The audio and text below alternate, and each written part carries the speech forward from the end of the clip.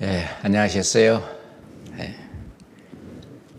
일주일 동안 수고가 많으셨습니다. 함께 기도하겠습니다.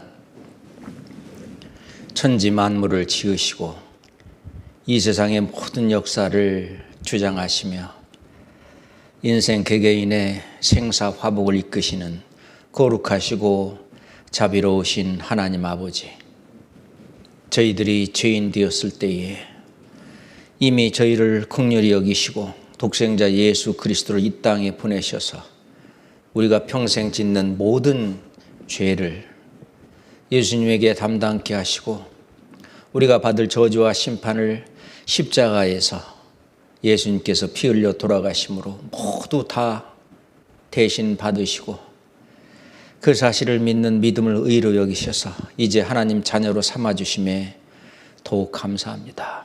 천국 소망을 가슴에 담고 이 귀한 복음을 다른 불쌍한 영혼들에게도 증거하고 전하기 위해서 저희들 나머지 생애를 살고 있는 줄 잘 압니다. 하나님 아버지, 저희들에게 선지자의 마음을 주시고 주님께서 우리에게 부탁하신 그 사명, 이 복음을 땅끝까지 증거하라고 하는 그 말씀을 이루는데 저희들이 부족함이 없도록 늘 지혜와 총명으로 채워주시고 성령의 능력을 더해 주시옵소서. 오늘 공부하는 또 마지막 이 시간에도 우리 주님께서 저희들 마음을 더욱 벌릴 듯 일으켜 주셔서 저희가 학예 수양회를 앞두고 또 전도하는 그런 훌륭한 주님의 일을 해낼 수 있도록 역사해 주시옵소서. 이 사무엘학교에 참석하고 또 사무엘학과를 수료하는 그 모든 우리 대학교 형제 자매들, 우리 주님께서 더욱 예레미야 같은 그런 심령, 엘리야와 같은 심령을 더욱 부어 넣어주셔서 앞으로 주님의 일꾼 되기에 조금도 손색이 없도록 이끌어 주시옵소서. 예수 그리스도 이름으로 기도드렸습니다. 아멘. 성경 시편 126장을 보겠습니다. 성경 시편 126장입니다. 여호와께서 시온의 포로를 돌리실 때에 우리가 꿈꾸는 것 같았도다. 그때 우리 입에는 웃음이 가득하고 우리 혀에는 찬양이 찼었도다. 열방 중에서 말하기를 여호와께서 저희를 위하여 대사를 행하셨다 하였도다. 여호와께서 우리를 위하여 대사를 행하셨으니 우리는 기쁘도다. 여호와여, 우리의 포로를 남방 시내들같이 돌리소서. 눈물을 흘리며 씨를 뿌리는 자는 기쁨으로 거두리로다. 울며 씨를 뿌리러 나가는 자는 정녕 기쁨으로 그 단을 가지고 돌아오리로다. 여기서 시인은 왜 그렇게 기뻐했는가? 그 기쁨의 이유는 단 하나입니다. 하나님께서 대사를 행하셨기 때문입니다. 이 대사가 뭘까요? 이 세상에서 가장 그 큰 일, 우리가 대사를 치른다 그랬는데 대개 이 세상 사람들이 태어나서 죽기까지 대사는 크게 두 개입니다. 하나는 이 세상에 태어나는 그 일, 또 하나는 그 사람이 이 세상을 떠났을 때, 그래서 대사를 치른다 그렇게 말하는데, 하나님이 보실 때 대사는 지옥 갈 수밖에 없는 그 영혼이, 멸망받을 수밖에 없는 그 영혼이 이제 죄로부터 해방을 받아가지고 그 영혼이 구원을 받아서 천국 갈 수 있는 그런 소망을 갖게 되는 그런 구속 사업을 바로 예수 그리스도를 통해서 하나님이 행하셨다는 그것이 아주 대사입니다.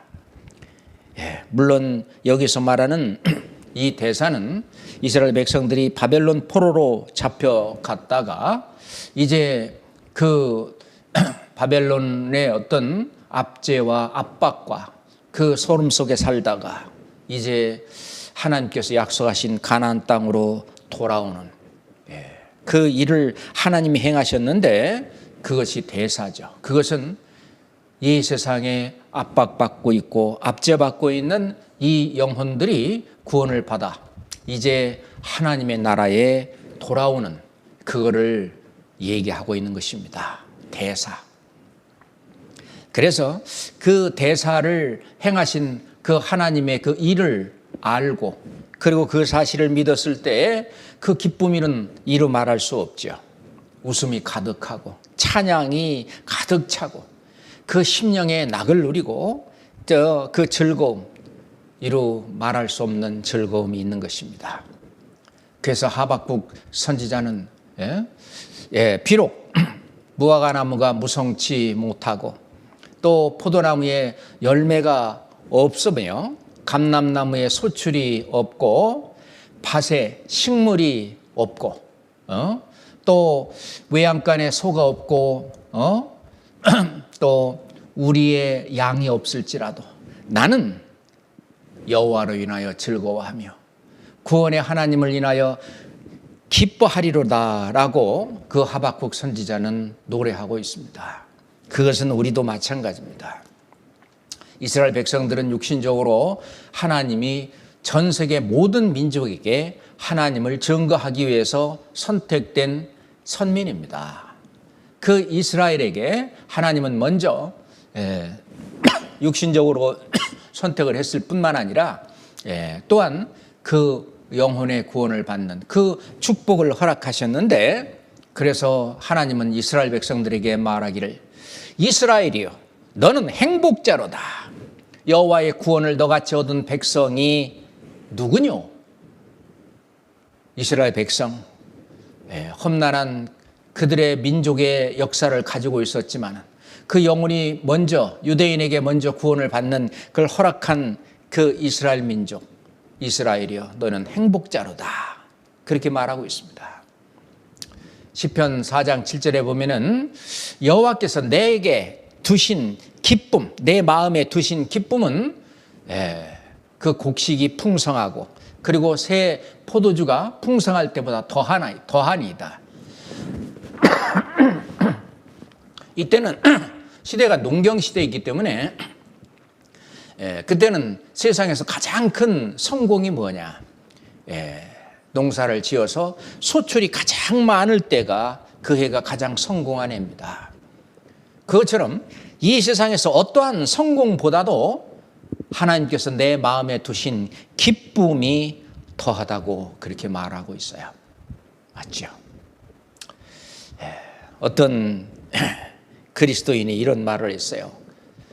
이 세상에 살고 있는 그리스도인들에게 세 가지 놀라운 기적이 있다. 그것은 예수님을 믿는다고 하면서 성경 말씀을 거들떠보지도 않는다고 하는 것. 이 기적이라는 것이죠. 그리고 예수님을 사랑한다고 하면서 전도할 생각은 전혀 하지 않는 것. 이것도 기적이라는 거예요. 그리고 또 한 가지 마지막 기적은 그럼에도 불구하고 내가 예수님을 믿고 사랑한다고 자신 있게 이야기한다는 것입니다. 그게 이제 세 가지 기적이라고 말하는데 일리가 있다고 생각을 합니다. 그러잖아요? 우리는 이번 사무엘 학교를 통해서 이 성경 말씀을 마음속 깊이 받아들이며 공부를 했고 그리고 전도할 마음을 아주 강한 그런 욕구를 가지고 있는 그것이 바로 예수님을 사랑하는 것입니다. 뿐만 아니라 정말 내가 예수님을 믿고 사랑한다고 그런 바탕에 내가 자신 있게 말할 수 있다고 하는 것이죠. 실제로 전도라고 하는 것은 기쁨이 없으면 전할 수 없는 거예요. 내 마음에 두신 기쁨이 없다면 나는 여호와로 인하여 즐거워하며 내 구원의 하나님을 인하여 기뻐하리로라. 그 즐거움과 기쁨이 없다면 실제로 전도는 안 되죠. 그냥 억지로 그냥 의무감에서 사명감에서 그냥 하는 그런 전도는 열매가 열리지 않습니다. 그렇죠.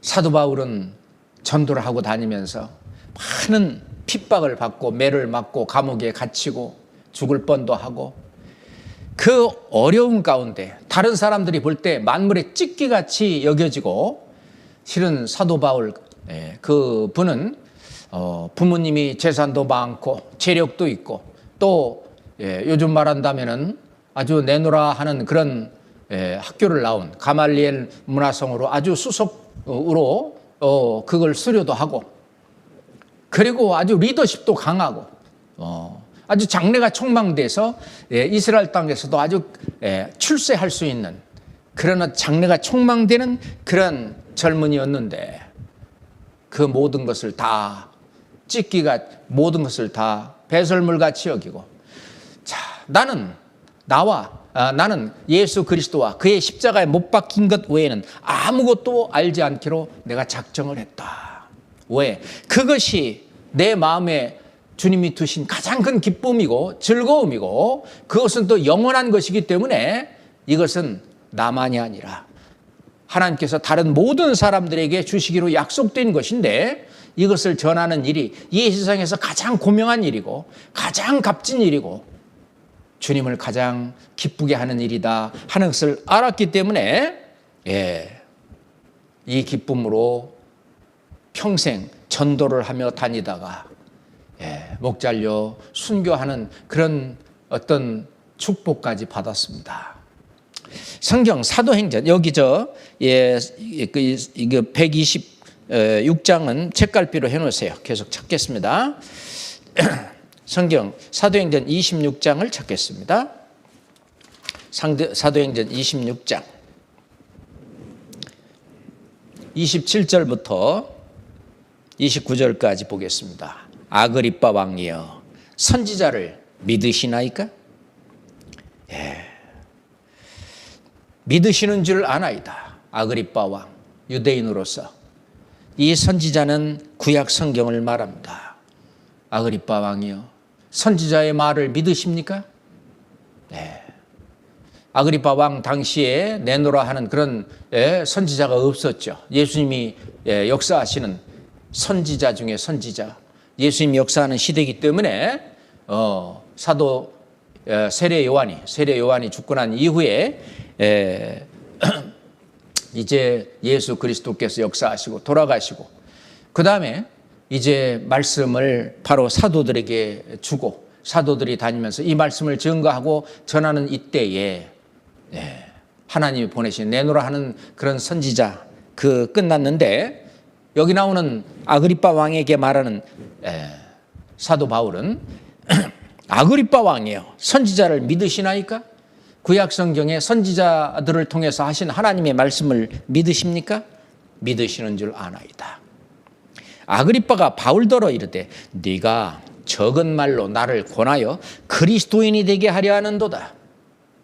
아그리빠 왕은 그리스도를 믿지 않았습니다. 예수님을 믿지 않았습니다. 구약 성경은 믿죠. 그걸 유대교라고 말합니다. 29절 바울이 가로되 말이 적으나 많으나 당신뿐 아니라 오늘 내 말을 듣는 모든 사람도 다 이렇게 결박한 것 외에는 나와 같이 되기를 하나님께 원하노이다 하니라.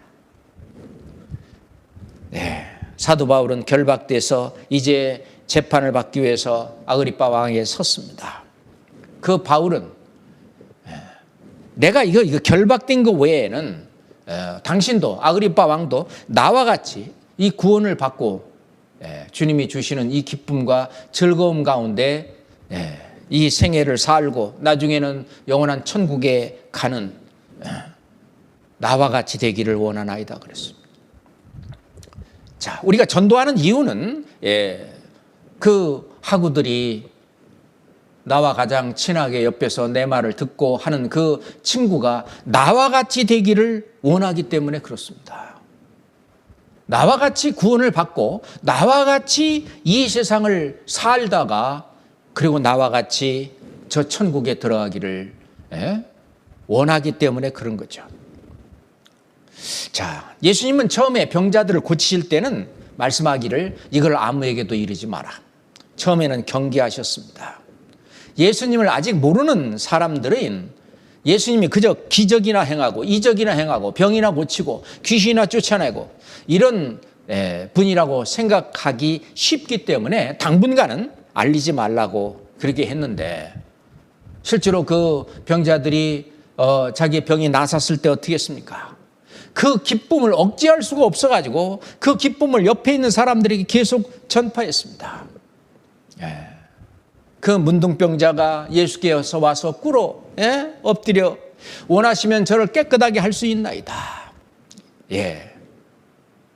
몸이 깨끗하게 됐습니다. 그걸 막 그동안 서름과 압박 속에서 그 문둥병이 걸려갖고 살았던 이 사람이 어떻게 했습니까?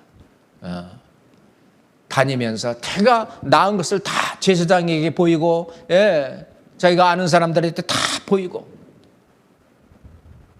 내가 죽을 병에 걸린, 영원한 지옥에 갈 그 병에 걸린 이 죄인이었는데 이제 죄사함을 받고 이제 깨끗하게 우리가 나은 이 사실을 우리는 다른 사람들에게 알려야 합니다. 마가복음 7장 한번 보겠습니다. 마가복음 7장 33절로 마가복음 7장 33절입니다.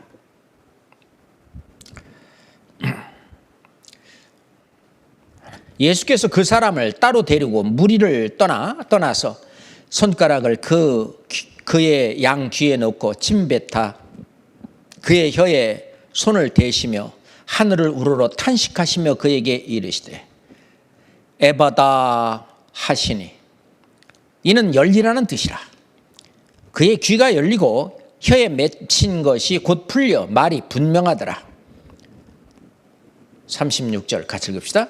예수께서 저에게 경계하사 아무에게라도 이르지 말라 하시되 경계하실수록 저가 더욱 널리 전파하니 사람들이 심히 놀라가로되 그가 다 잘하였도다.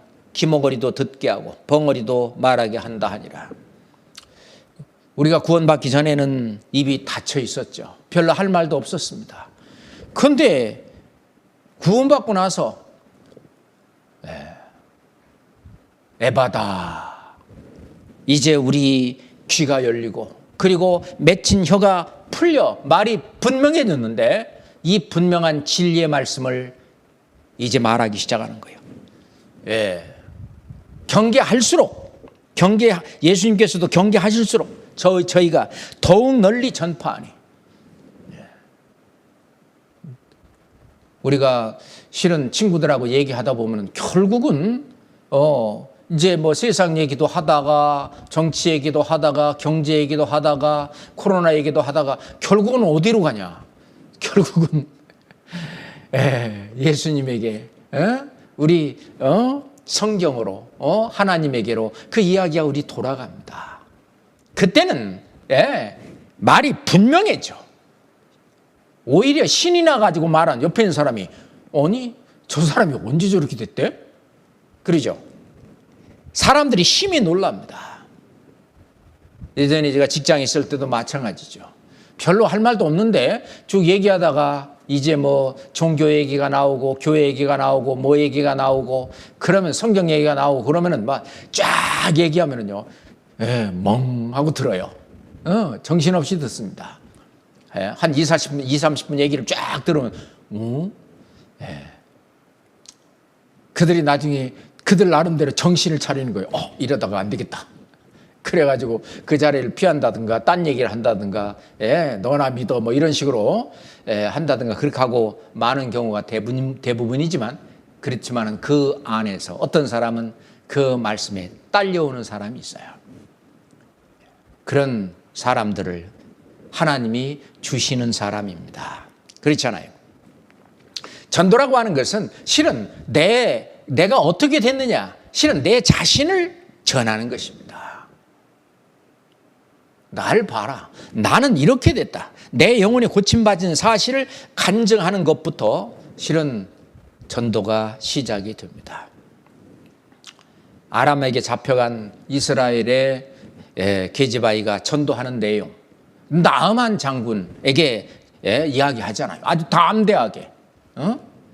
하나님께서 역사하신 엘리사 선지자를 소개하고, 그게 소개하는 것이 전도하는 거예요. 우리가 전도하는 것은 이 말씀 앞으로 인도하는 것이 전도하는 거죠. 엘리사 앞에 나아만을 인도했듯이 우리는 이 말씀을 전하는 그 앞에, 말씀 앞에 그분을 앉혀놓는 것이 우리는 게지바이처럼 전도하는 것입니다. 그렇잖아요. 그로 말미암아 나아만은 완전히 문둥병에서 나음을 받았습니다. 그걸로 끝났겠습니까? 아니죠. 그러면 이 나를 이렇게 낫게 한 분이 누구냐?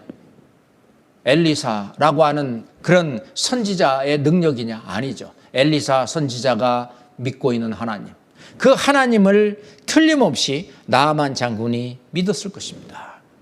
그렇잖아요. 사마리아 여인, 자신의 경험을 들어 자신 있게 전도했습니다. 전도는 내 자신을 전하는 것입니다. 요한복음 4장 봅시다. 요한복음 4장 28절부터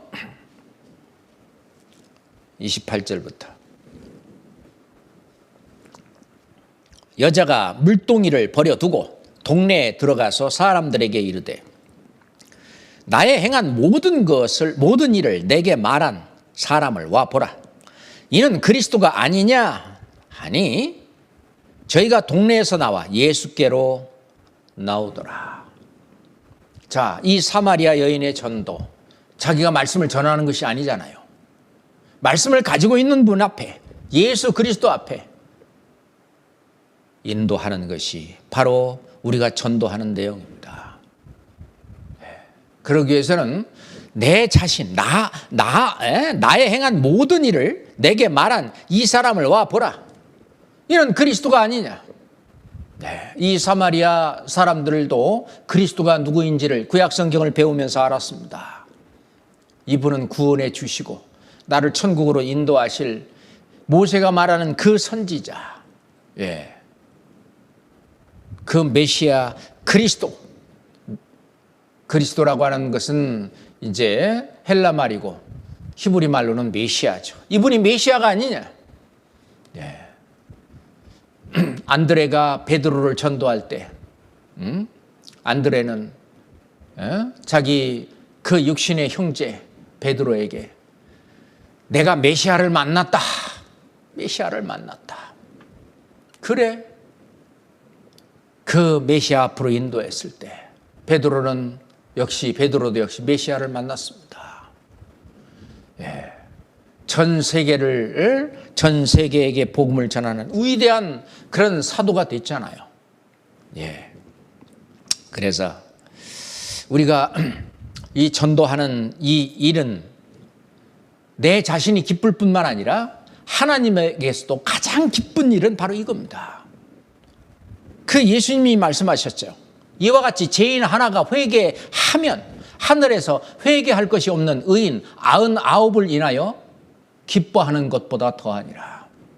하늘에 그 의인 99을 인하여 얼마나 하나님 기뻐하셔요. 그 기뻐하시는 것보다도 지옥 갈 수밖에 없는 한 죄인이 회개하고 구원을 받게 되면은 그게 하나님 앞에 더 큰 기쁨이 된다는 거예요. 그 말은 뭐냐? 이 세상에서 하나님께서 가장 기뻐하시는 일은 죄인 하나가 회개하고 구원을 받는 그 일입니다. 우리가 요한복음 15장에 보면 예수님이 그랬어요. 저희가 과실을 많이 맺히면 영생에 이르는 열매죠. 과실을 많이 맺히면 내 아버지께서 영광을 받으실 것이요. 우리가 하나님께 영광을 돌리는 삶을 산다, 말은 하면서 전도는 하지 않는다? 하나님이 어디서 영광을 받으실 거예요? 전도하는 그 가운데에서 우리 신앙도 성장하고, 이게 바로 일거양득이라고 말하죠. 이게 윈윈 전략이죠. 나도 좋고 상대방도 좋고 하나님도 좋고. 그렇게 해야 너희가 내 제자가 되리라. 예수님의 제자는 전도하는 제자입니다.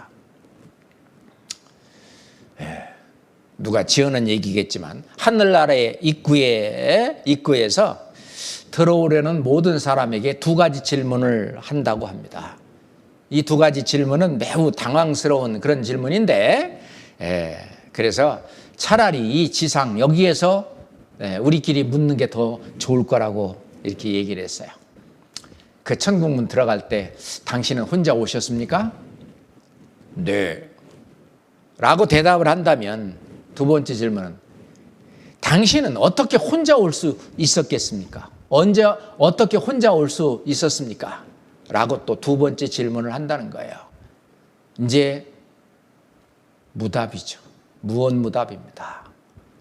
대답을 하지 못할 때 우리는 도대체 정말 하나님을 기쁘시게 하는 그런 일을 했는가 그 말이에요. 너의 몸으로 거룩한 산 제사를 드리라. 하나님이 기뻐하시고 온전하신 뜻이 무엇인지를 분별하라.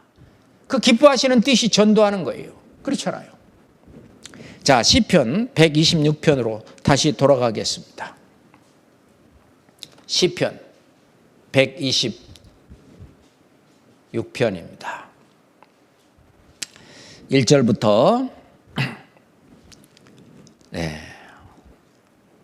1절부터 3절까지. 여호와께서 시온의 포로를 돌리실 때 우리가 꿈꾸는 것 같았도다. 그때 그의 입에는 웃음이 가득하고 우리 혀에는 찬양이 찼었도다. 열방 중에서 말하기를 여호와께서 저희를 위하여 대사를 행하셨다 하였도다. 여호와께서 우리를 위하여 대사를 행하셨으니 우리는 기쁘도다. 누구를 위해서요? 우리를 위해서. 우리를 위하여 대사를 행하셨다. 그래서 요한일서 2장 2절 보면은 우리뿐만 아니라 온 세상의 죄를 위하심이라. 그러니까 믿는 사람뿐만 아니라 안 믿는 사람을 위해서도 하나님은 이 대사를 행하신 것이죠. 물론 바벨론 포로에서 시온의 포로를 해방시킨 이것은 대사입니다. 애굽에 신음하고 있던 이스라엘 백성들을 모세를 통해서 이제 홍해를 가르고 건져낸 그 일도 아주 대사죠. 사사시대의 사사들을 통해서 압박받고 있는 이방 민족을 쫓아내고, 그리고 어떤 그 이방 민족에서 해방시킨 그런 것도 대사입니다. 이런 대사들, 또는 이번에 이제 그 전 세계에 흩어졌던 이스라엘 백성들, 그래서 어떤 독일 나치당에 의해서 600만 명이나 죽는 그 경험을 했던 이스라엘 백성들을 이제 그 모든 그런 압제와 어떤 그러한 그 환난 가운데에서 건져내서 이스라엘 땅으로 돌아가게 하는 그 귀한의 역사, 그것도 대사입니다. 그런데 가장 큰 대사가 뭘까요?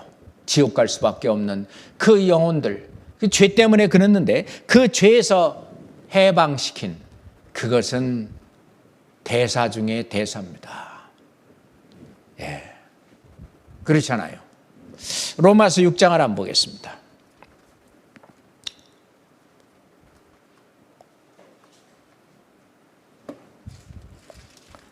로마서 6장 17절 18절입니다.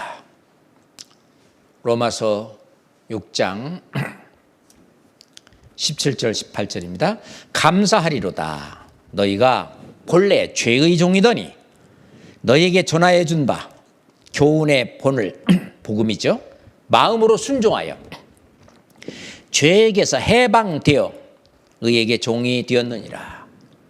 죄에게서 해방시키는 그 대사를 바로 예수 그리스도를 통해서 하셨죠.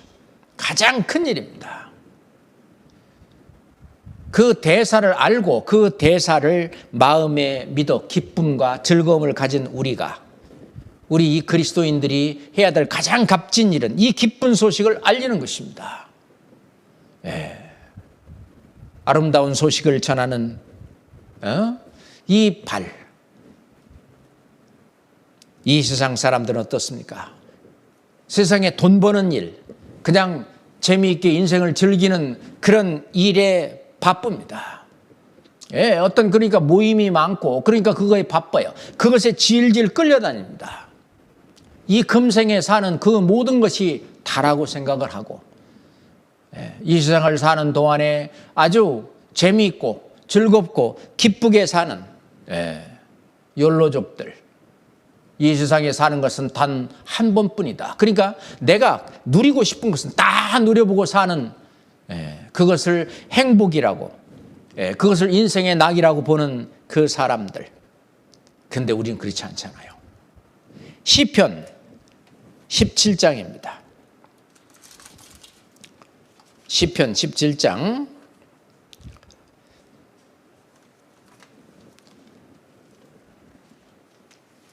14절 15절입니다.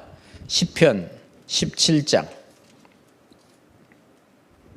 14절 15절입니다. 여호와여, 금생에 저의 분깃을 받은 세상 사람에게서 나를 주의 손으로 구하소서. 그는 주의 재물로 배를 채우심을 입고 자녀로 만족하고 그 남은 산업을 그 어린아이들에게 유전하는 자니이다. 15절은 같이 읽어요. 나는 의로운 중에 주의 얼굴을 보리니 깰 때에 주의 형상으로 만족하리이다.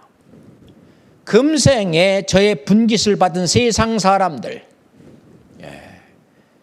그래서 주의 재물로 배를 채우고 그리고 자녀로 만족하고 그리고 자기 것을 그냥 자식들한테 물려주고 상속하고 그리고 인생을 나름대로 잔치하면서 연락하면서 이 즐기는 이런 인생, 그 일에 바쁜 거예요. 다윗은 이것을 너무 잘 알고 있습니다. 시편 39장에도 그랬어요. 진실로 각 사람은 그림자같이 다니며 헛된 일에 분요하며, 실은 쓸데없는 그런 일에 분요하며 재물을 쌓으나 누가 취하는지 알지 못하나이다. 재물에 관심이 있었던 사람에게 예수님이 그랬잖아요. 어리석은 자여, 오늘 밤에 네 영혼을 도로 찾으리니 그러면 네 예비한 것이 네 것이 되겠느냐. 그렇습니다. 세상 사람들은 이 땅에 완전히 코를 박고 그러고 살아요. 거기서 모든 것이 거기서 나오는 줄 알고, 이제 감나무 밑에 이제 돼지우리가 있는데 감이 이제 완전히 익어가지고 이제 홍시가 돼서 이제 땅바닥에 떨어져 있는 거예요. 그러니까 그걸 먹으니까 이게 너무 맛있는 거예요. 야, 이거 땅에서 이게 맛있는 게 나오나 보다. 그 코로 말이죠. 땅을 계속 파는 거예요. 나오겠어요? 어디를 바라봐야 돼요? 위를 바라봐야 되는데. 자, 우리가 구원을 받았습니다면 땅의 것을 구하지 말고 위의 것을 찾으라. 위의 것을 구하라. 고린도서 3장에 그런 말씀이 있잖아요. 위의 것. 맞습니다. 남미에 가면은 엘콘도 파사라고 하는 철새는 날아가고라고 번역을 했는데, 실은 이게 콘돌이라고 하는 독수리가 그 안디의 산맥을 쭉 넘어가는 그 모습을 보면서 이 노래가 지어진 것 같습니다. 그 남미 사람들이 부르는 아주 민요 같은 노래인데, 이게 이제 영감을 받아서 다시 이제 영어 버전으로 한 것이 엘 콘도 파사죠. 사이먼 가펑글 이 노래를 불렀는데, 실은 이 세상에 살면서 그들은요, 좀 더 출세하려고 그러고 좀 더 많이 가지려고 하고 완전히 이 땅에 코박고 사는 그것이 헛된 거를 얘기하는 거예요. 그 노래 잘 아시죠? I'd rather be a sparrow than a snail. 나는 달팽이가 되기보다는 스페로, 참새가 되고 싶다. 달팽이를 잡아먹는 참새가 되고 싶다. 을보다는 갑이 되고 싶다는 얘기예요. Yes, I would. If I could, I surely would. 그렇죠. 그렇게 하고 말고요. 내가 할 수만 있다면 그렇게 분명히 할 겁니다. I'd rather be a hammer than a nail. 나는 얻어맞는 그런 못보다는 hammer, 망치죠. 차라리 나는 망치가 되고 싶소. Yes, I would. 그러고 말고요. If I could. 내가 그럴 수만 있다면 I surely would. 틀림없이 그렇게 할 겁니다. Away, I'd rather sail away. 멀리. 나는 항해를 나갈 겁니다. Like a swan. That's here and gone. 여기저기 다니는 백조처럼 행복을 찾아서, 돈을 찾아서. A man gets tied up to the ground. 사람은 땅에 완전히 얽매이고 있습니다. 묶여 있습니다. He gives the world his saddest sound, his saddest sound. 그는 이 세상에 가장 슬픈 신음소리를 냅니다. 가장 슬픈 신음소리를. 그 노래 기억하시죠? 제가 좀 불러드릴까? I'd rather be a sparrow than a snail. Yes, I would. If I could, I surely would. I'd rather be a hammer than a nail. Yes, I would. If I could, I surely would. Away, I'd rather sail away like a swan that's here and gone. A man gets tied up to the ground. He gives the world his saddest sound. His saddest sound. 들어본 기억 있죠? 이건 이 세상 사람들입니다. 대학생들 청운의 꿈을 품고 좋은 성적으로 졸업하고 그리고 좋은 성적으로 내가 원하는 그런 회사에 취직해서 아주 꿈을 품고 살고 있는데 그래서 이리저리 나는 못이 되기보다는 차라리 망치가 되고 싶다고 하는 그 꿈을 갖고 살지만은 결국은 신음소리를 냅니다. 그들로부터 물론 그것이 이 세상에서 성공하고 출세하는 것도 필요하죠. 많은 그리스도인들이 주님께서 그것을 허락하셔서 많이 지금 우리 형제자매들 같은 경우에 없습니까? 많죠. 그건 알아서 주님이 해주시는 거예요.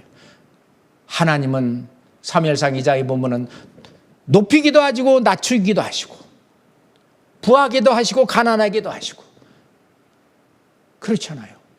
그리고 살리기도 하시고 죽이기도 하시고 이 모든 것은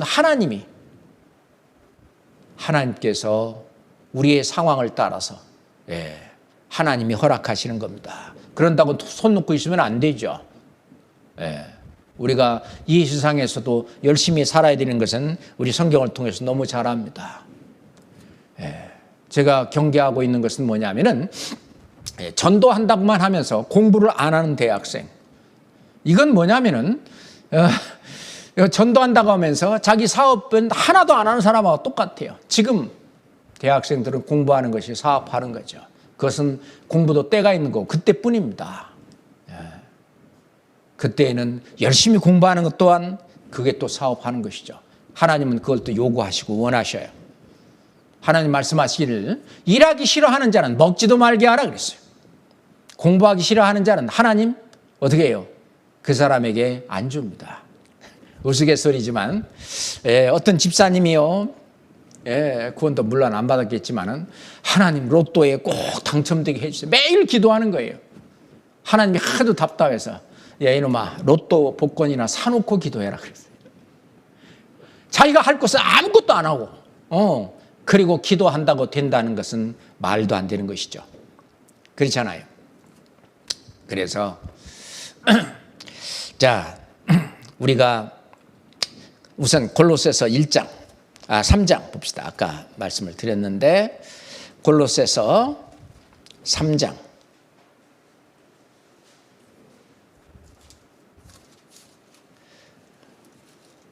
1절로 2절입니다. 골로새서 3장 1절 2절. 그러므로 너희가 그리스도와 함께 다시 살리심을 받았으면 위의 것을 찾으라. 거기는 그리스도께서 하나님 우편에 앉아 계시니라. 위의 것을 생각하고 땅의 것을 생각지 말라. 이는 너희가 죽었고 너희 생명이 그리스도와 함께 하나님 안에 감추었음이니라. 우리 생명이신 그리스도께서 나타내실 그때에 너희도 그와 함께 영광 중에 나타나리라. 3절에 이는 너희가 죽었고 나의 옛사람은 죽었다. 내가 그리스도와 함께 십자가에 못 박혔다. 그 땅의 것을 찾는 나는 죽었는데 뭐가 사냐? 위의 것을 찾는 나가 이제 그 생명 되신 그리스도와 함께 영광 중에 나타나게 될 것입니다. 맞습니다. 그게 이제 선한 일이죠. 에베소서 2장 10절에 보면은 우리는 그의 만드신 바라 그랬습니다. 그러니까 하나님의 창조의 역사는 아직 끝나지 않았어요. 하나님의 창조의 역사의 마지막은 뭐냐? 천국 갈 백성을 지어내는 것이 창조의 마지막입니다. 에덴 동산에 아담과 하와 지어놓으면 창조가 끝났느냐? 아니에요. 아담과 하와도 구원을 받아야 되는. 그런데 실패했잖아요. 그래서 그 일을 위해서 재창조, 새로운 피조물이 뭐예요? 크리처, 창조물이에요. 새로운 피조물이 되었다. 이 새로운 창조, 이것은 거듭나게 하는 새로운 창조는 지금도 계속되고 있습니다. 이 지구의 역사가 끝날 때, 천년왕국이 끝나고 이 지구의 역사가 완전히 끝날 때 하나님은 이 창조의 역사가 완전히 끝나는 거죠. 그런 창조의 역사는 계속되어 가고 있는 때에 우리는 그의 만드신 바라. 우리는 그의 피조물이라고 그랬어요. 새로운 피조물이라. 그리스도 예수 안에서 선한 일을 위하여 지으심을 받은 자니, 우리가 재창조를 받은 것은 그리스도 예수 안에서 선한 일을 위하여 지으심을 받은 거예요. 이 일은 하나님이 전에 예비하사 창조 전부터 이걸 예비하셨어요. 우리로 그 가운데에서 행케하려 하십니다. 우리가 새로운 피조물이 됐다면 이 새로운 피조물로서 이제 살게끔, 올챙이로 살 때는 물속에서 살지만 개구리로 살 때는 물 밖으로 나옵니다.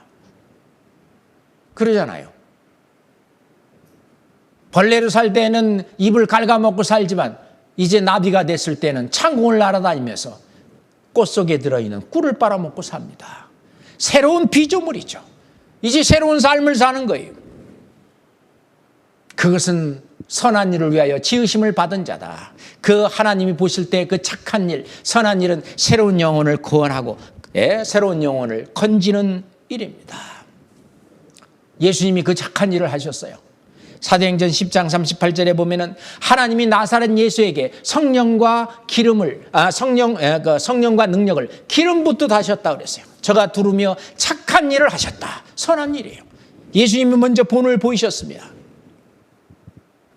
그렇게 하신 이유는 이는 하나님이 함께 하셨습니다. 우리가 전도하는 이 일은, 선한 일을 하는 이 일은 항상 하나님이 함께 하셔요. 우리는 보이지 않지만 하나님이 함께 하셔요. 우리는 그걸 느끼며 살아야 됩니다. 느끼며 사는 사람이 있고 느끼지 못하고 사는 사람이 있어요. 느끼면서 살아야 되죠. 빌립보서 1장 6절에 보면 너희 가운데에서 착한 일을 시작하시니가, 너희 속에 착한 일을 시작하시니가 그리스도 예수의 날까지 이루실 줄을 우리가 확신하노라. 그렇습니다. 우리 속에 착한 일을 시작하시니가 지금 우리 가운데서 하려고 하는 거예요. 그래서 우리는 하나님과 함께 일하는 자예요. 그래서 고린도후서 6장 1절에 보면 우리가 하나님과 함께 일하는 자로서 하나님의 은혜를 헛되이 받지 마라. 하나님의 은혜, 구원이죠. 하나님의 은혜. 그래서 디도서 2장에 보면은 우리에게 해주신 그 모든 구원, 그것은 바로 하나님의 은혜입니다. 모든 것이 다 하나님의 은혜. 우리가 구원받는 것도 하나님의 은혜고, 디도서 2장 11절에 있는데 모든 사람에게 구원을 주시는 하나님의 은혜가 나타나. 모든 사람에게 구원을 주시는 하나님의 은혜가 나타나는데 우리가 하나님과 함께 일하는 자로서 내가 너희를 권하노니 하나님의 은혜를 헛되이 받지 마라. 하나님의 은혜가 뭐예요? 구원을 주시는 거예요. 모든 사람에게 구원을 주시는 그 하나님의 은혜, 그거를 헛되이 받지 마라. 그까짓 것 구원? 그러면 안 됩니다. 이같이 큰 구원을 등한히 여기면 어찌 피하려고 그랬어요. 그 구원을 이루기 위해서 창조주이신 바로 독생자 예수 그리스도께서 그 고난을 받으시고 채찍에 맞으시고 못에 박히시고 피 흘리시고 창에 찔리시고 피 흘려 죽기까지 한 이 창조주의 가장 큰 일, 그 대사를 그까짓 것 구원? 아니죠. 이같이 큰 구원, 그 사실을 시간과 장소가 달리하는 사람은 모르잖아요. 그러니까 이걸 증거하고 전하러 성령이 오신 거예요. 그 성령이 우리 속에 능력을 주셔요.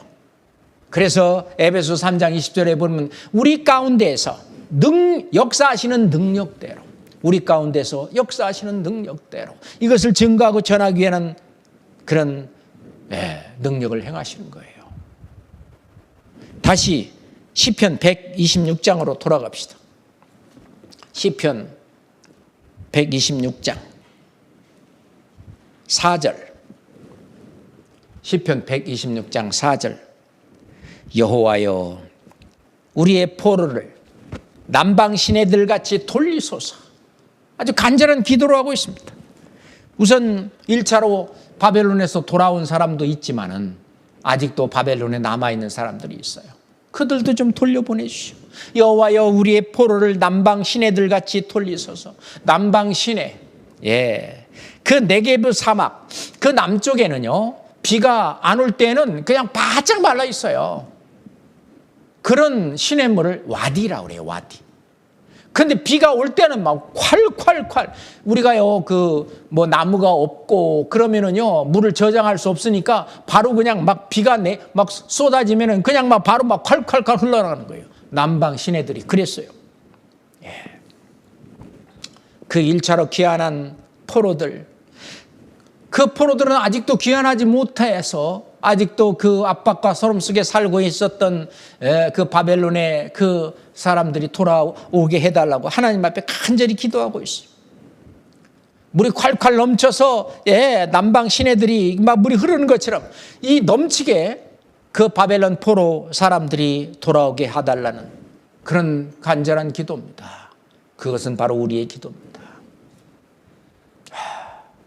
이 사실을 모르고 불쌍하게 이 세상 그것에 그냥 이 인생 70년 인생 뭐 길어야 100년 인생 그것에 매달려 사는 그 영혼을 건지는 그 일을 위한 간절한 기도가 필요합니다. 그래서 우리는 기도 부탁을 합니다. 예수님이 그랬어요. 내가 진실로 다시 너에게 이르노니 너희 중에 두 사람이 땅에서 합심하여 무엇이든지 구하면,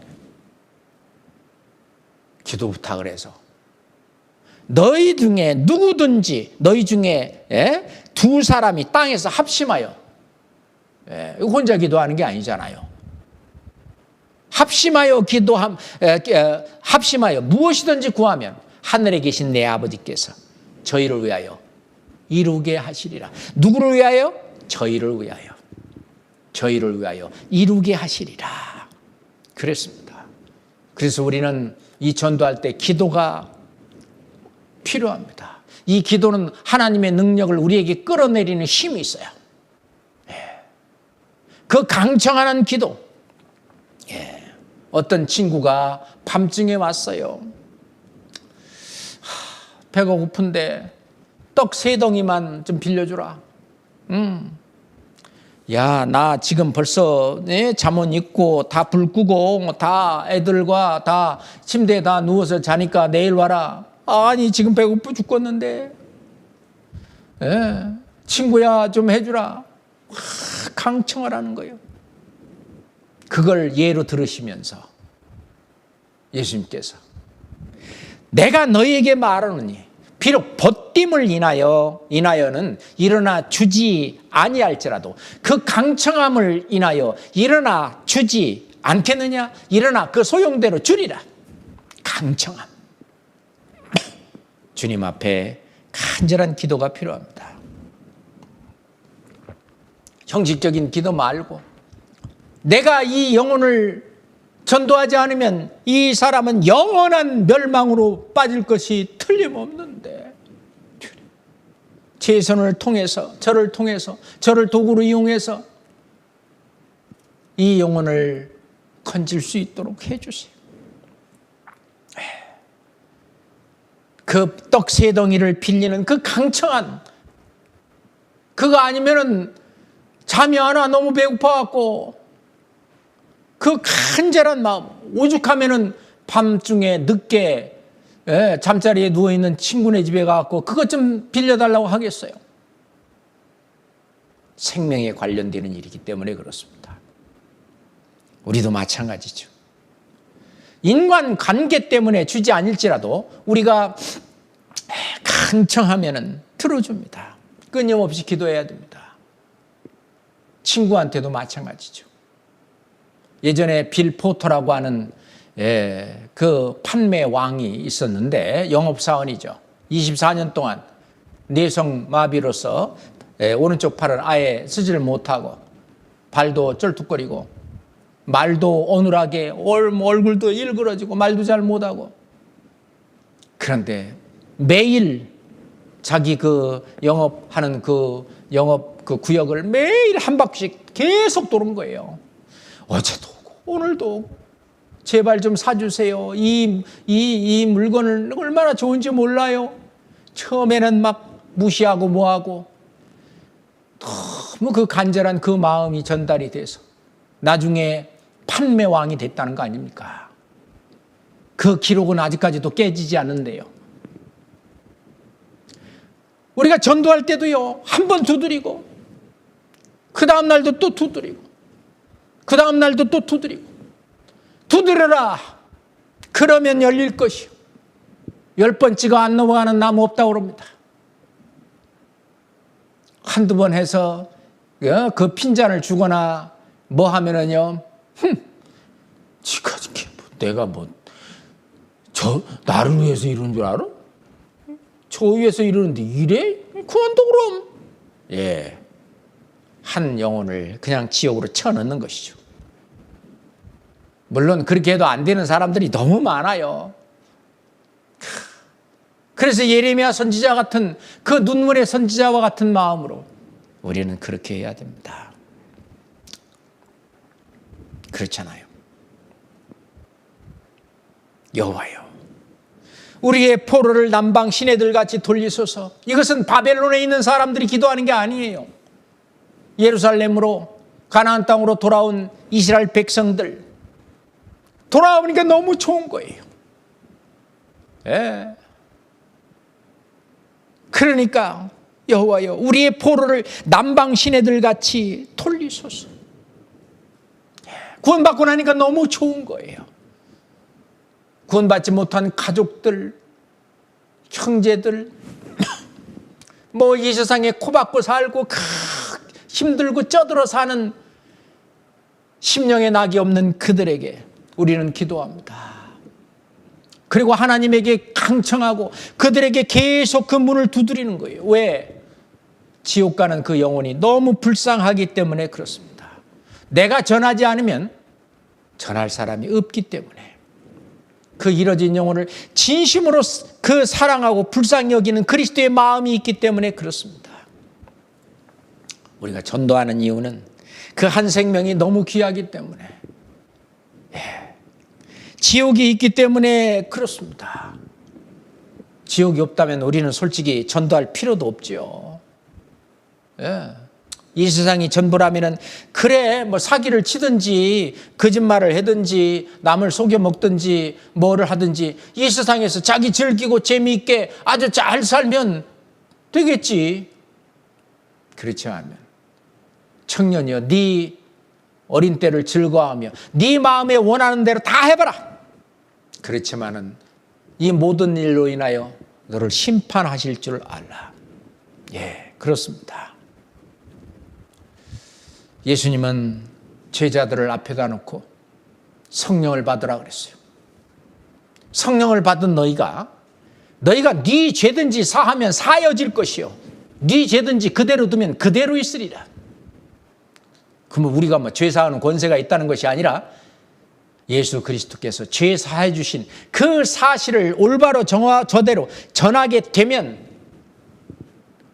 그들은 죄 사함을 받을 것이고 그대로 두면 그대로 있으리라. 그 천국에 들어가는 그 좁은 문의 열쇠, 그 열쇠를 교회에게 두셨습니다.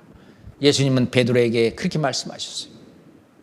내가 천국 열쇠를 너희에게 주르니 누구든지 땅에서 매면 하늘에서도 매일 것이요 땅에서 풀면 하늘에서도 풀릴 것이다. 우리는 천국 들어가는 그 문의 열쇠를 가지고 있습니다. 우리는 그 사람들을 위해서 그 문을 언제든지 열어줄 수 있어야 돼요. 그렇잖아요. 시편 126장으로 다시 돌아옵니다. 시편 126장 5절 6절 같이 읽겠습니다. 눈물을 흘리며 씨를 뿌리는 자는 기쁨으로 거두리로다. 울며 씨를 뿌리러 나가는 자는 정녕 기쁨으로 그 단을 가지고 돌아오리로다.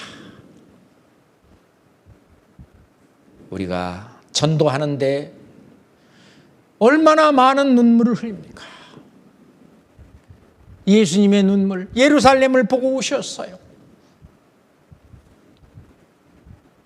그리고 나사렛의 무덤 앞에서도 그 영적인 이 영혼을 살리려고 하는 이 예수님의 마음을 모르는 그 불쌍한 영혼들을 보시고 우셨어요.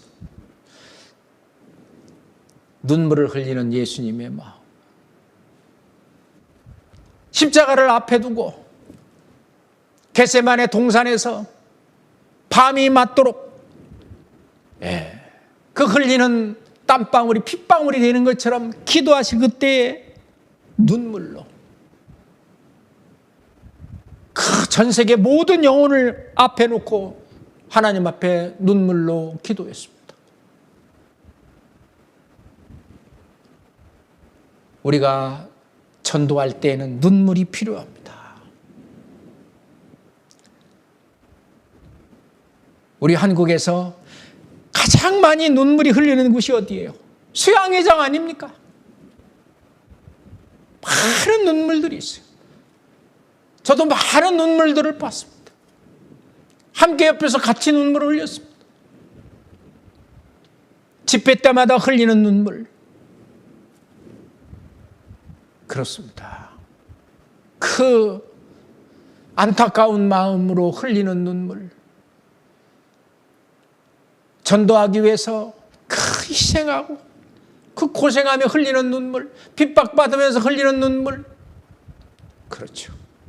그 눈물을 흘리며 씨를 뿌리는 자는 정녕 기쁨으로 그 단을 가지고 돌아오리로다. 끝내는 이제 구원을 받게 되고 침례를 받고 활짝 웃는 처음에 수양관에 들어올 때는 일그러진 얼굴로 들어왔지만 이제 수양관에서 내려갈 때에는 활짝 펴진 그 행복한 얼굴로 내려가는 그 모습들을 우리는 종종 보지 않습니까? 그렇습니다. 하나님이 우리의 전도를 통해서 사람들을 구원하십니다. 하나님이 직접 구원하는 게 아니에요. 머리만 있고 몸이 없다면 아무 일도 안 되는 거예요. 하나님의 뜻이 몸을 통해서 이루어지는 거예요. 예수 그리스도의 그 소원이 이 몸을 통해서 이루어지는 거 아닙니까? 우리의 이 몸은 많은 희생과 고난과 환난과 핍박과 그리고 그에 따른 눈물이 흘려지는 것입니다. 그렇잖아요. 그 전도하는 것, 사람들이 볼 때는 아주 미련한 것처럼 보이는 거예요.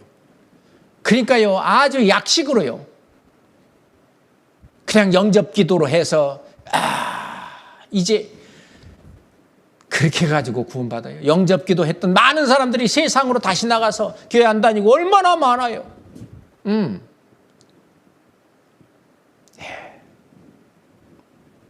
고린도전서 1장, 고린도전서 1장입니다. 21절 보겠습니다. 고린도전서 1장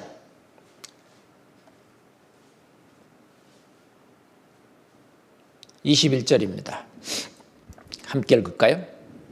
하나님의 지혜에 있어서는 이 세상이 자기 지혜로 하나님을 알지 못하는 거로 하나님께서 전도에 미련한 것으로 믿는 자들을 구원하시기를 기뻐하셨도다. 이게 하나님의 방법이에요. 그냥 뜬금없이 그냥 하나님이 그냥 살고 있는 이 세상 사람들을 하나하나 그냥 이렇게 쏙쏙 뽑아서 그렇게 구원하는 게 아니잖아요.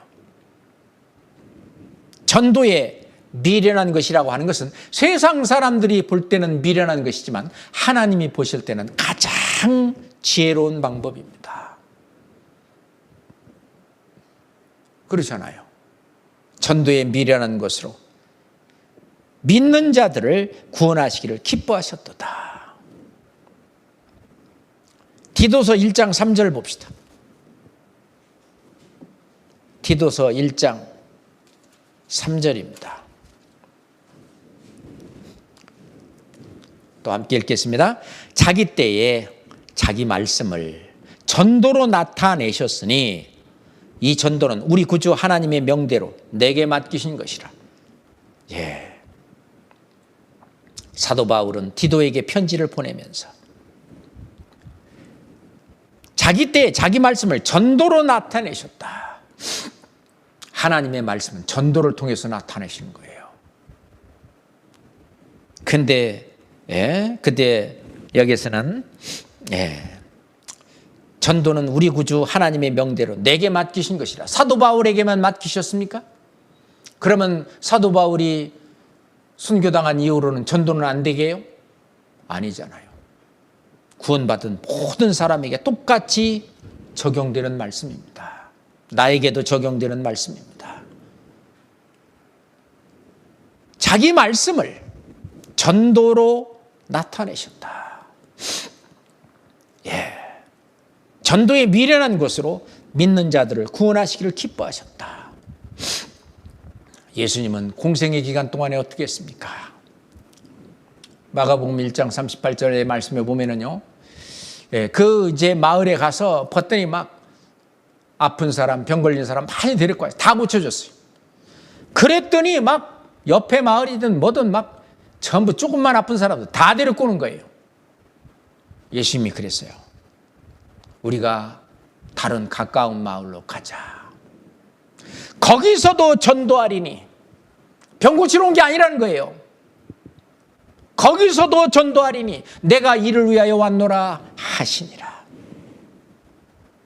내가 이를 위하여 왔다. 전도하러 왔다. 이뤄진 영혼을 전도해서 천국 가게 하는 그 전도하러 왔다 그랬어요. 사도들은 어떻습니까? 사도행전 5장 봅시다. 사도행전 5장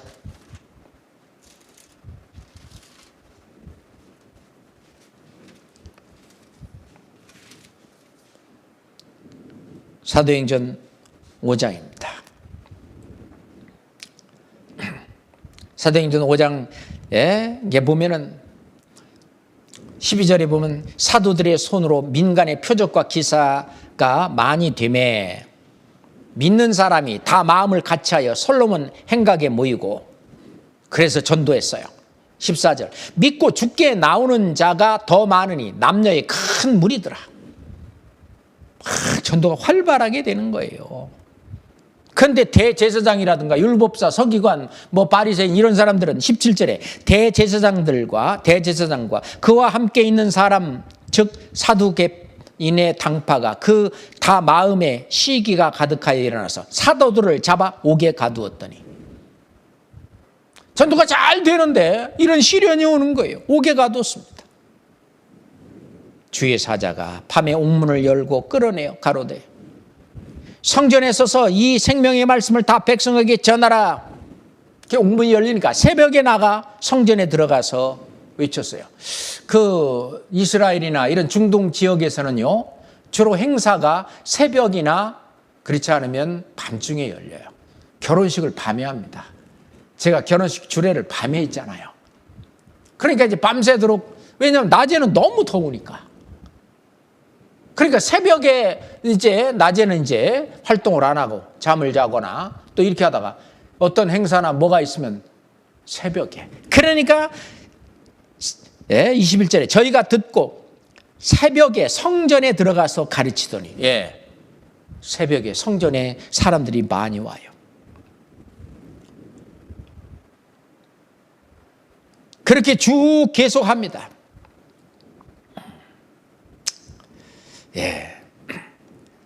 성전에서 전도하고 그러니까 이제 33절 봐요. 저희가 듣고 크게 노하여 사도들을 없이 하고자 할 때에 완전히 없애버린다고 그냥 죽여버린다고. 자, 그래서 40절 저희가 옳게 여겨 사도들을 불러 채찍질하며 예수의 이름으로 말하는 것을 금하고 놓으니 세상에 전도한다고 채찍을 맞고 41절 42절은 같이 읽읍시다. 사도들은 그 이름을 위하여 능력받는 일에 합당한 자로 여기심을 기뻐하면서 공의 앞을 떠나니라. 42절 더 크게 읽읍시다.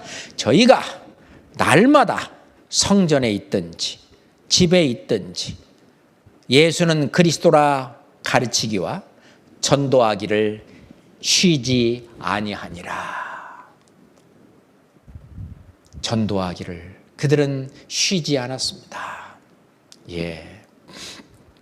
이게 바로 주님을 위해서 사는 거예요. 고린도후서 5장 14절부터 15절에 보면 그게 그리스도의 사랑이 우리를 강권하는 거예요. 그리스도의 사랑이 우리를 강권하시는도다. 우리가 생각건대 한 사람이 모든 사람을 대신하여 죽었은즉 모든 사람이 죽은 것이라. 저가 모든 사람을 대신하여 죽으심은 산자들로 하여금 다시는 자기 자신을 위하여 살지 않고 자신을 위하여 죽었다가 다시 사신 자를 위하여 살게 하려 하심이라. 오직 저희를 대신하여 죽었다가 다시 사신 자를 위하여 살게 하려 함이라. 즉 주님을 위해서 사는 길입니다. 그것이 그리스도의 사랑이고 그렇게 살도록 우리를 강권하시는 거예요. 시편 116편 12절에 보면 여호와께서 우리에게 내게 주신 모든 은혜를 내가 무엇으로 보답할꼬? 나를 위하여 살지 않고 주님을 위해서 사는 것이 보답하는 것입니다. 그게 뭘까요? 전도하는 거죠. 시편 118장 17절에 보면 내가 죽지 않고 살아서 여호와의 행사를 선포하리로다. 내가 살아있는 단 한 가지의 이유는 여호와의 행사, 대사입니다. 이 대사를 선포하기 위해서 사는 거예요. 이게 바로 나의 새로운 인생관입니다. 나의 새로운 가치관이고 그것이 나의 인생의 목표고 표대입니다. 내가 달려갈 길이에요. 그건 사도 바울이 달려갈 길이었죠. 그래서 사도행전 20장 24절에 보면 나의 달려갈 길, 주 예수께 받은 사명, 곧 하나님의 은혜의 복음을 증거하는 일을 마치려 하면은 내 생명을 조금도 귀한 것으로 여기지 아니하노라. 죽음을 앞두고 디모데후서 4장 7절에 보면은 사도 바울은 나의 달려갈 길을 마치고 내 믿음을 지키고 내 달려갈 길을 마쳤다. 내 믿음을 지켰다. 이제 생명의 면류관이 예비되었다. 우리가 달려갈 길, 인생의 목표. 이거는 바로 전도입니다. 고린도전서 10장 33절입니다. 고린도전서 10장 33절 말씀입니다. 같이 읽을까요? 나와 같이 모든 일에 모든 사람을 기쁘게 하여 나의 유익을 구치 아니하고 많은 사람의 유익을 구하여 저희로 구원을 얻게 하라. 사도 바울은 고린도 성도들에게 나와 같이 모든 일에 모든 사람을 기쁘게 하여, 모든 사람을 기쁘게 한다고 하는 것은 그 사람 뜻대로 사는 게 아니죠. 주님 뜻대로 진정한 행복을, 진정한 기쁨을, 진정한 즐거움을 줘야 모든 사람을 기쁘게 하는 거예요. 제대로. 그냥 뭐 노래방에 가자든지 뭐 어디 놀러 가자든지 즐기게 한다든지 그래서 그 모든 사람을 기쁘게 하는 그런 의미의 기쁨이 아니죠. 이것은 세상적인 기쁨이 아닙니다. 나와 같이 모든 일에 모든 사람을 기쁘게 하여. 사도 바울이 다른 사람에게 기쁨을 준 걸 생각해 보세요. 세상 사람들이 즐기는 어떤 인생의 낙을 갖고 사람들을 기쁘게 한 적이 있어요? 없잖아요. 나와 같이 모든 일에 모든 사람을 기쁘게 하여 나의 유익을 구치 아니하고 나로서는 포기하는 삶이죠. 많은 사람의 유익을 구하여 저희로 구원을 얻게 하라. 예, 그렇습니다. 그건 바로 사랑에서 나오는 거죠. 사랑장 그러면 고린도전서 13장을 말합니다. 사랑은 오래 참고 온유하며 투기하는 자가 되지 아니하며 쭉 나오다가 자기의 유익을 구치 아니하며 그 말이 들어가 있어요. 나의 유익을 구치 아니하고 이게 사랑이에요. 그리스도의 사랑이 내 안에서 역사하시는 겁니다. 예, 맞죠? 예수님은 하늘의 밀이 돼서 땅에 떨어져서 죽으셨습니다. 많은 열매를 맺혔습니다. 우리도 마찬가지입니다. 요한복음 12장 24절 말씀에 보면은 내가 진실로 두 번이나 말씀하셔요. 너에게 이르노니 한 알의 밀이 땅에 떨어져 죽지 아니하면 한 알 그대로 있고 죽으면 많은 열매를 맺느니라. 여기서요 우리가 조심할 것은 한 알의 밀이 땅에 떨어져 썩지 아니하면 그럼 큰일 납니다. 썩는 거하고 죽는 거하고는 틀려요. 우리 그리스도인들이 썩는 게 뭐냐? 죄 가운데 살게 되면 썩게 돼요. 죽는 것은 뭐냐? 다시 죽는 것 대신에 사는 게 있어요. 풍선 효과라는 게 있잖아요. 이 긴 풍선이 있어요. 반에다가 리본을 점해놨어요. 그리고 이쪽에서는 뭐라고 썼냐? 육신, 이쪽에는 성령 써놨어요. 예. 성령대로 살지 않고 육신대로 살면 이게 성령이 이렇게 누르는 거예요. 그러면 육신적인 삶 이쪽 그 풍선이 올라오겠죠. 근데 육신을 죽이게 되면 성령이 올라오겠죠. 그러니까 나는 날마다 죽노라라고 말하는 사도 바울은 그러면 날마다 죽었습니까? 육신적인 삶을 포기하고 육신적인 삶을 죽이게 되니까 성령의 삶이 더 살아나는 거예요. 나는 날마다 죽노라. 예수 그리스도께서 실제로 십자가에 죽기까지 하셨는데 그것은 육신적인 것이 아니라 실은 우리에게 영적인 교훈을 주는 거 아닙니까? 우리도 작은 한 알의 밀이 돼서 땅에 떨어져서 죽으면 많은 열매를 맺습니까? 우리가 잘 아는 스펄전, 우리의 그 믿음의 선배 스펄전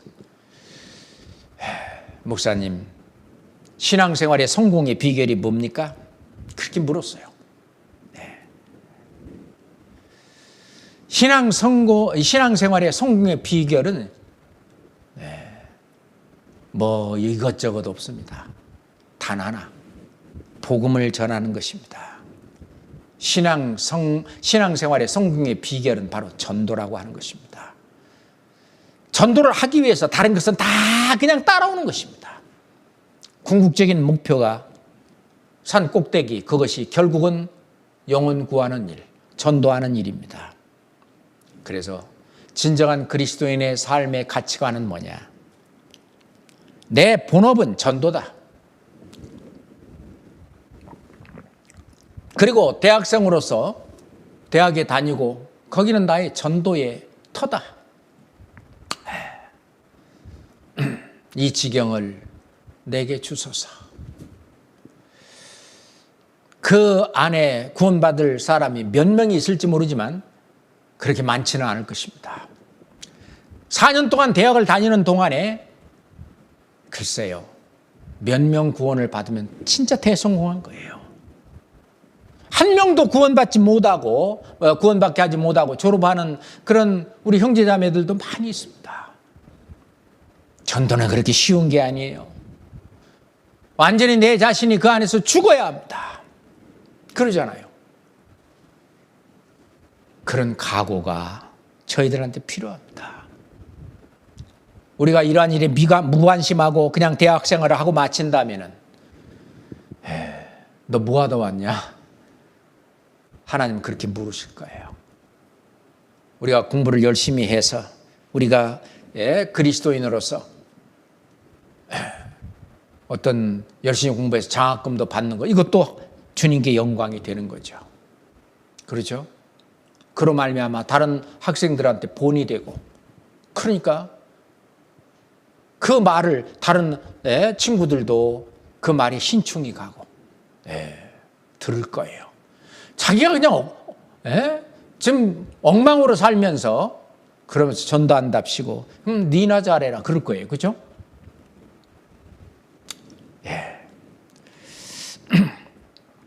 고린도전서 9장 그 앞에 있으니까 찾아봅시다. 고린도전서 9장 16절입니다. 고린도전서 9장 16절입니다. 함께 읽겠습니다.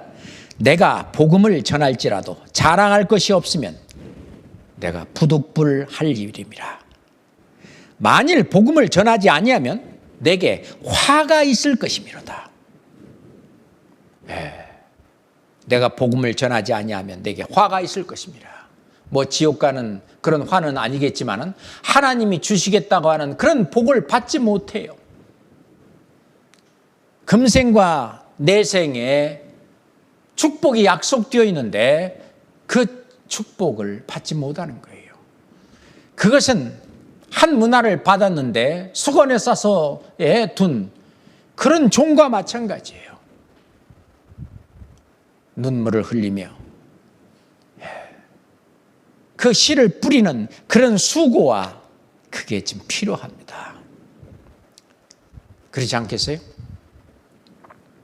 그래서 잠언 24장 11절 너무 잘 알죠. 너는 사망에 끌려가는 자를 건져주며 살육당하게 된 자를 구원하지 아니치 마라. 이중부정이죠. 강한 긍정입니다. 네가 말하기를 나는 그것을 알지 못하였다 할지라도 마음을 저울질하시는 이가 어찌 통찰하지 못하시겠으며 어찌 그걸 모르겠냐. 네 영혼을 지키시는 이가 어찌 알지 못하시겠느냐. 다 안다고요. 네가 희생하기 싫어서, 네가 또 자존심이 상할까 뭐 그런 것 때문에, 또는 네가 게을러서 그걸 모르시겠느냐 그 말입니다. 그걸 깨야 됩니다. 알껍질을 깨야 병어리가 나오듯이 우리가 전도하는 전도의 용사가 되기 위해서는 게으름이라고 하는 알껍질도 깨고 내 자존심이 상하겠다고 해서 그 자존심을 지키겠다고 하는 그런 알껍질도 깨고 그걸 깨야 됩니다. 그걸 깨야 이제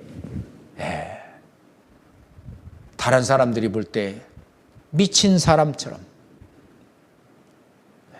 사도 바울 보고 미쳤다고 그랬어요. 사람들이 볼 때는 우리를 보고 미쳤다고 할지 모르겠지만 쟤는 완전히 예수한테 미쳤어, 복음에 미쳤어 라고 말할지 모르지만 우리는 올바른 길을 걷고 있는 것이 아닙니까? 그것이 세상 사람들이 그래 적당히 이렇게 믿는 게 그냥 잘 사는 거야 그 말대로 산다면 세상 사람들이 볼 때는 어쩔지 모르지만 그런 뜨뜻미지근한 그런 신앙생활, 주님 앞에 갔을 때 책망 있지 않겠어요?